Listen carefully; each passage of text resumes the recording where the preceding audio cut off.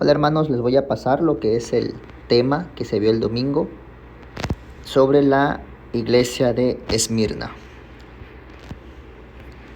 Podemos leer en nuestras Biblias Apocalipsis capítulo 2 del verso 8 al 11. Esto lo podemos encontrar en la Biblia. Y bueno, pues vamos a estudiar la carta a la iglesia de Esmirna. Como ya sabemos, la iglesia de Esmirna, Éfeso, Laodicea, Sardis, Tiatira y Pérgamo, entre cada una de ellas se encontraba de 2 a 4 días de pie. Actualmente este lugar se encuentra en la actual Turquía, Esmirna. Y bueno, pues conociendo la ciudad, estábamos estudiando que dicha ciudad era una ciudad bastante grande, con edificaciones importantes.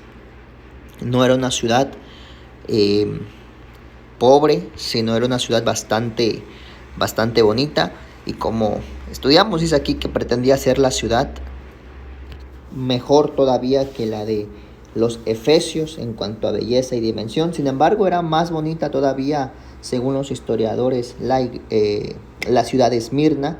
Y bueno, pues tenía edificaciones que veían hacia el mar, en una colina llamada Pagos. Entonces hacía una corona muy bonita de edificaciones. Además había bastantes tipos de árboles, había mucha naturaleza, que aparte de los edificios de piedra que habían muy bonitos, la naturaleza combinaba muy bien con la ciudad. Entonces era una ciudad sumamente maravillosa. Era un puerto comercial, era una metrópolis muy importante. Se cree que en la época de Pablo habían aproximadamente 250,000 habitantes. Actualmente en Playa del Carmen, Quintana Roo, México, hay 304,942. Esta cifra se sacó del INEGI del año 2020, del conteo que hubo el año pasado. Entonces, un aproximado, la iglesia de Esmirna tenía una población muy similar a la de Playa del Carmen. Playa del Carmen es un lugar no tan grande, pero también no es tan pequeño. Es un lugar bastante significativo. Y aunque Playa del Carmen es un lugar muy pequeño a comparación de Cancún, Cancún le triplica la población con 800,000 personas. Playa del Carmen es muy bonito. Seguramente así era también Esmirna. Y era una ciudad muy próspera. En lo político, fue una ciudad que se rindió ante Roma. Primeramente sabemos que fueron griegos. Se rindió ante Roma, no quiso pelear, tener problemas contra él. En el año 195 construyó un templo a Roma, y también en el año 26 dedicó un templo al emperador Tiberio, llamado también Calígula. Y bueno, pues empezó a alardear entre todas las demás ciudades de que este lugar, Esmirna, estaba comprometido con la causa y hasta adoraba al emperador, ¿no? Entonces esto rápidamente ocasionó que los administradores romanos, reafirmaran la fidelidad de Esmirna con el pueblo, o más bien con el imperio romano. Pero ¿cómo era la gente de Esmirna? Viendo el contexto, pues era en su mayoría judía. No podemos decir todos eran judíos, o tal vez no su mayoría, pero sí había muchísima gente judía en Esmirna. Y bueno, esto era una fuerza hostil para la iglesia. Calumniaban a los cristianos. Los judíos les encantaba entregar a los cristianos ante los romanos. Entonces, es aquí cuando dice que se creían sinagoga de Dios, pero en realidad eran sinagoga de Satanás. Recordemos que la palabra Satanás es acusador. Entonces, pues era sinagoga de los acusadores para los cristianos. Y ellos insistían mucho en la persecución para nuestros hermanos. La iglesia de Esmirna, los miembros de Esmirna, pues eran pobres, como muchos cristianos, ¿verdad? Mientras tanto, los judíos eran ricos y poderosos económicamente, ¿verdad? Según fuentes históricas, en alguna ocasión los judíos donaron a la ciudad 10,000 denarios para la ciudad, ¿no? Para el proyecto de embellecimiento. Esto aproximadamente equivale a 28 años de trabajo, 1,500,000, suponiendo que el día esté a 150. Claro que esto puede variar, ¿verdad? Pero de que fue mucho, fue bastante. Fundación de la iglesia, bueno, no tenemos algo exacto, pero se cree que fue el apóstol Pablo en el año 53 al 56, en su tercer viaje predicando, ¿verdad? Su viaje misionero. Dice Hechos 19:10, de manera que todos los habitantes en Asia, judíos y griegos, oyeron la palabra del Señor.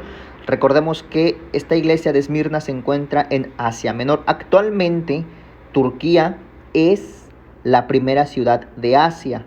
Grecia es la última ciudad de Europa, o como lo quiera ver. Turquía puede ser la primera ciudad de Asia o la última ciudad de Asia, dependiendo como usted lo quiera ver. Entonces, Esmirna se encuentra actualmente en Turquía, que antiguamente se le conocía como Asia Menor. Desmenuzando los versículos, dice el primero y el posterior, el que estuvo vivo y muerto, dice esto, es decir, el que estaba vivo aun cuando estaba muerto. Lógicamente es una referencia a Jesús.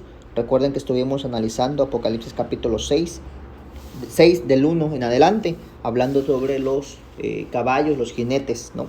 Entonces esto tiene armonía con lo que estamos viendo, ya que el conquistador de la muerte, el ser eterno, el que cabalga, el que ha vencido, es Cristo Jesús.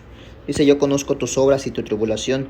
Nuestros hermanos, debido a su conversión, muchas veces eran despojados de sus empleos, de sus bienes, y vivían de manera muy precaria por amor a Cristo. Desde un punto de vista terrenal, hacerse cristiano era un sacrificio totalmente verdadero. Las consecuencias eran la pobreza, muerte, hambre, prisión, y muchas veces hasta eran quemados vivos y torturados.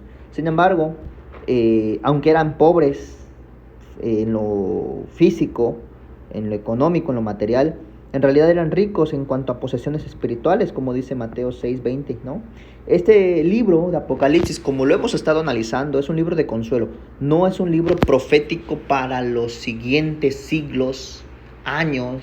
Aquí no se profetiza el COVID, aquí no se profetiza la Segunda Guerra Mundial, no. Este libro de Apocalipsis es un libro que fue para consolación de nuestros hermanos, y seguramente nosotros igual encontramos palabras de consolación en este libro. Por eso la Biblia es perfecta, porque les habló a las 7 iglesias, a un número simbólico universal, y tanto nos queda el saco de alguno de estas descripciones, como también nos puede ayudar, ¿verdad?, para nosotros. Entonces este libro es de consuelo para los hermanos.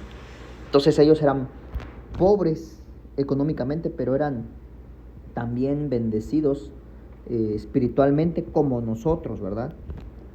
Y de la blasfemia que no lo son, y de la blasfemia de lo que dicen ser judíos y no lo son, mas son sinagoga de Satanás. Bueno, pues como había comentado anteriormente, la ciudad de Esmirna, pues había muchos judíos ricos comerciantes por el puerto que había ahí. Y no solamente estos judíos eran difamadores de Cristo, del Mesías, de Dios, nuestro Señor, ¿verdad?, sino que también, como les comenté anteriormente, les encantaba acusar a nuestros hermanos en los tribunales romanos. Estos, como repito, ¿verdad?, pues se le consideraba la sinagoga de Satanás por sus malos hechos, por sus acusaciones. Dice, no temas en lo que vas a padecer. He aquí que el diablo echará a alguno de vosotros en la cárcel para que seáis probados. Aquí puse un 1 y puse un 2. No sé si lo van a notar. Aquí un 1 y aquí un 2. ¿Por qué? Porque voy a explicar primeramente. Dice, no temas. ¿Ok? Dios se dirige a los creyentes con firmeza diciendo, no temas. Pues Dios tiene el control de todo. Recordemos también que estuvimos analizando las trompetas. ¿Ok? Allá en el libro de Apocalipsis estábamos analizando Apocalipsis capítulo 6